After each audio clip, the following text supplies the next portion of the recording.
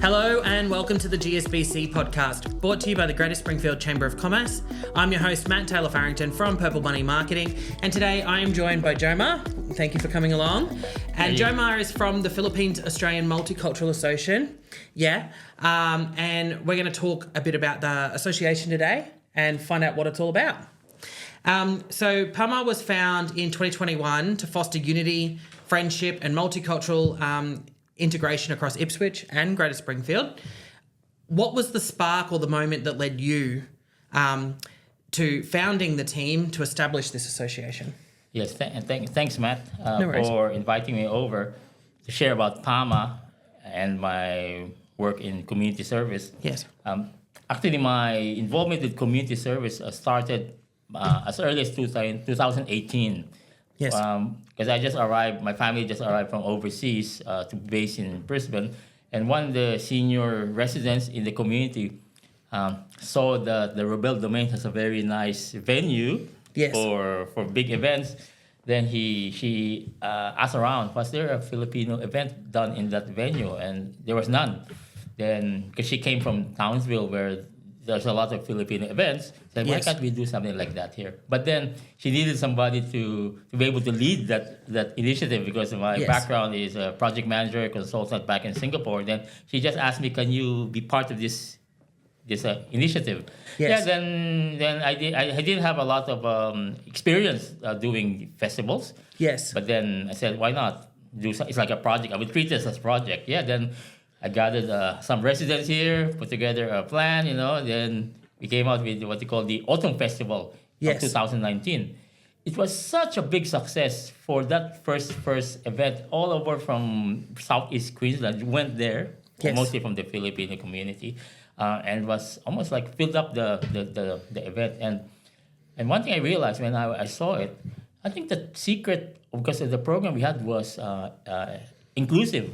It wasn't only about Filipino performers. We had some non-Filipino performers as well. Mm-hmm. So I saw that the non-Filipinos also enjoyed it. And it was one factor that made it a better program, that both Filipinos and non-Filipinos enjoyed that event. And then COVID happened. We couldn't really do anything, or even the space.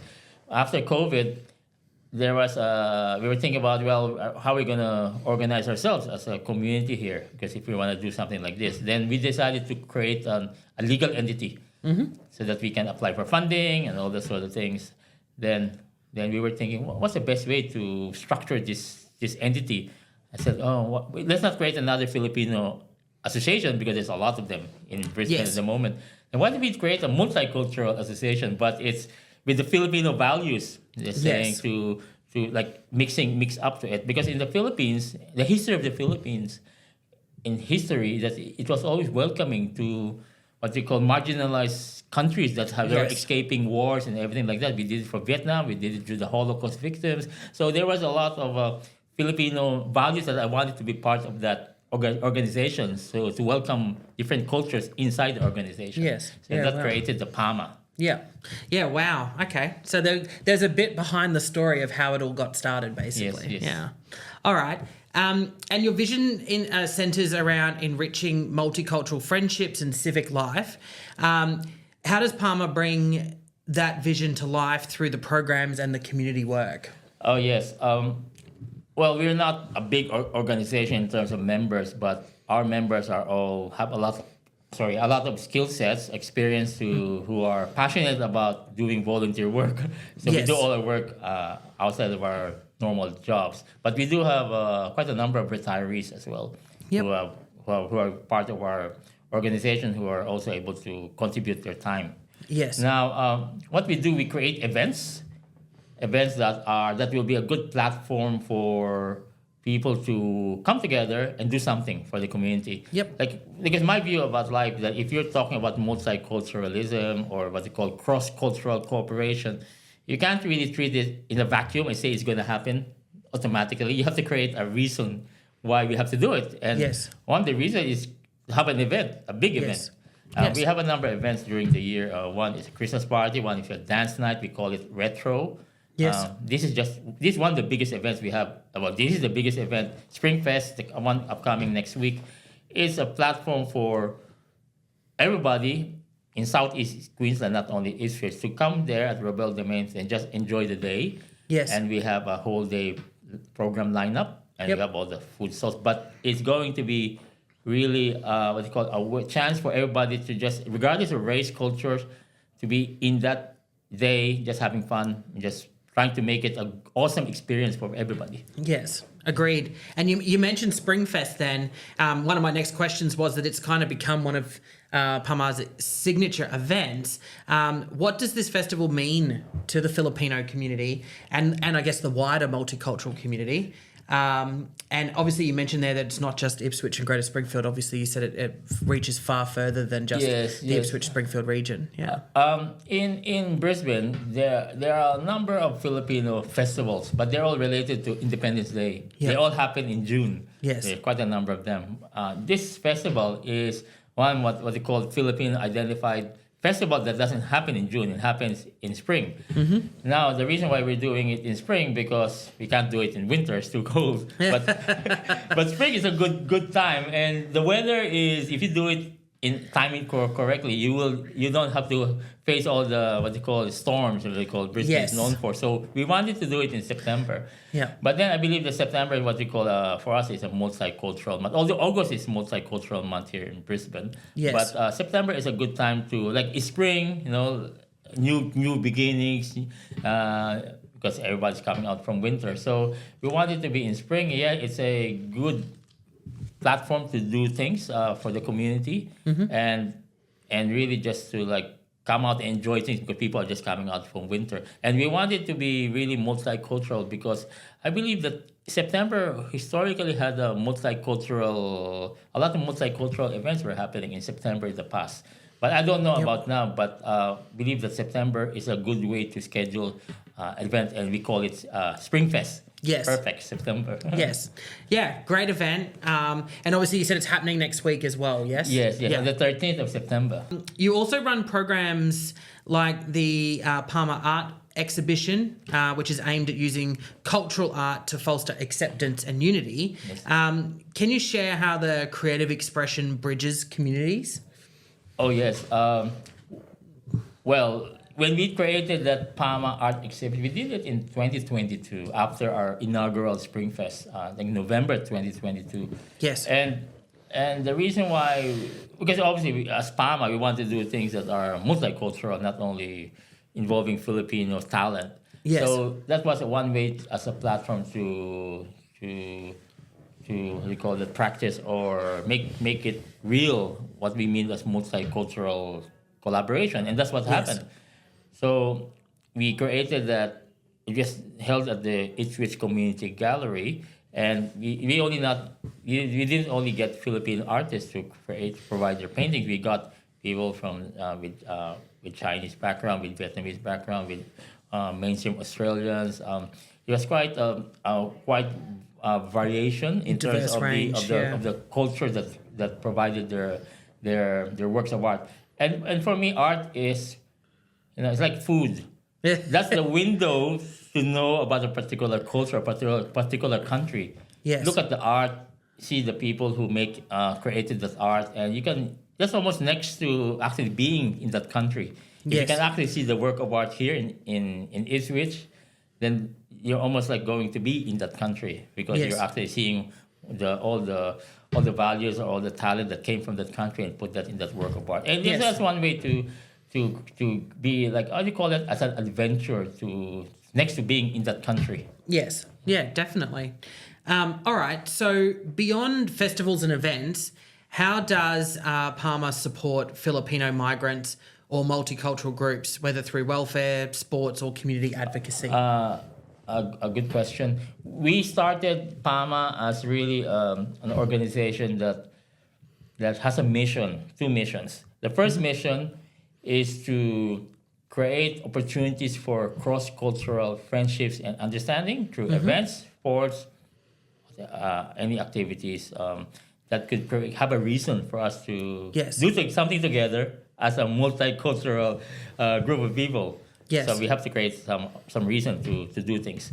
The second one was if we have capacity to help, we will help. and we've Yep. done that a number of times. Where what they call the marginalized or at-risk members of the community. We did it for some international students. We did it for some organizations that all helps charity work. We would support them as well, and we Yes. get that through what's it called, because in PAMA all throughout the year we do some events. Some of them we can make money, some of them we don't make money, but we also do a lot of work as sausage. We do sausage sizzle here at Yes. the nearby Bunnings.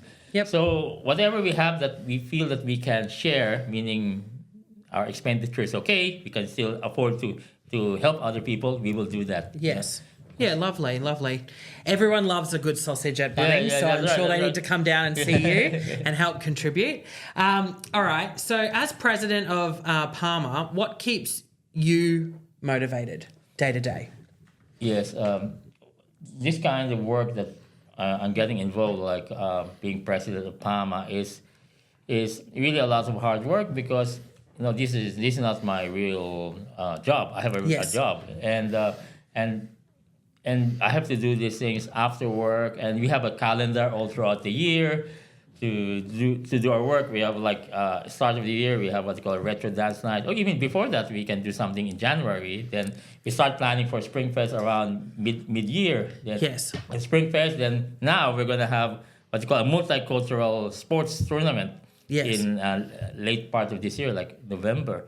Yep. So all of that is almost like a full-time job, but then that's not my real job. But one thing that really inspires me is the word uplift.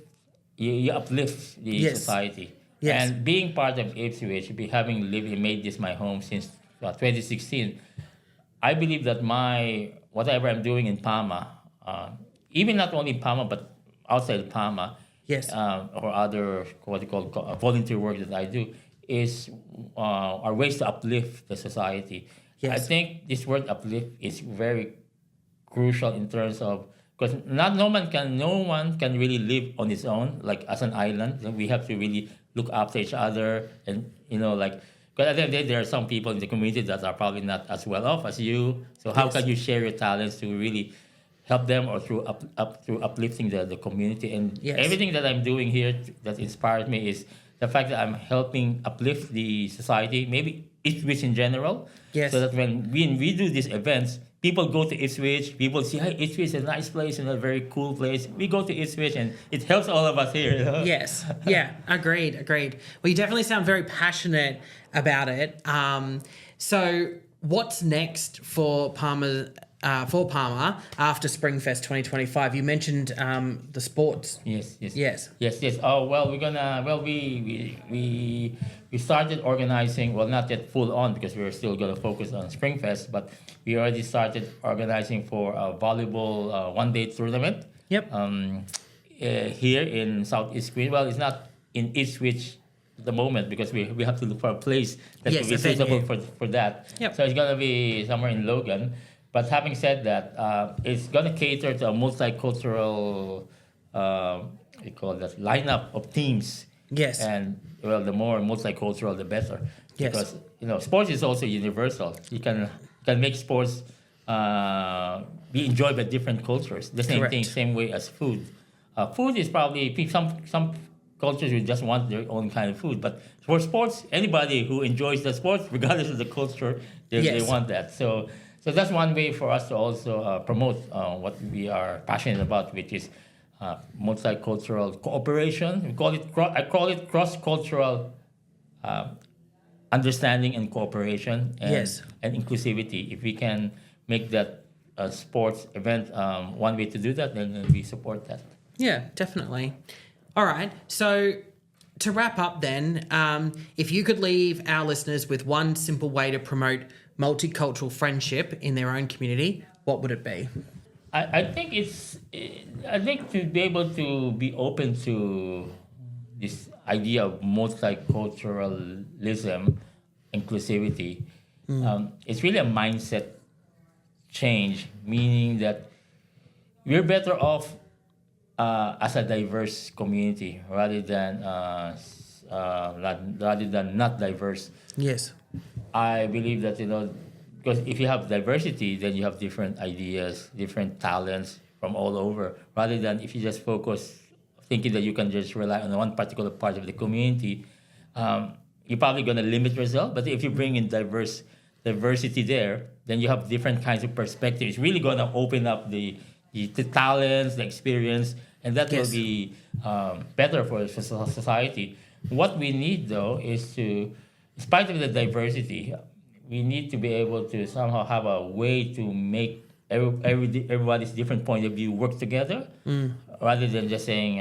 So we need to learn to accept differences and be able to work and leverage on the differences to do something good for the society. Yes. It takes a lot of patience to do that, because some people are probably not comfortable dealing with difference in opinions. Yes. But it's one way to really expand our horizon, experiences, and talent pool to be comfortable with diversity. Definitely. Great advice, I think. All right, perfect. Well, thank you for coming along to have a chat, Jomar. I really appreciate it. And thank you for tuning in to the latest episode of the GSBC podcast. Make sure that you head over and check out PAMA's social media channels. They're all over Facebook. I've seen them. And check out all of their latest events.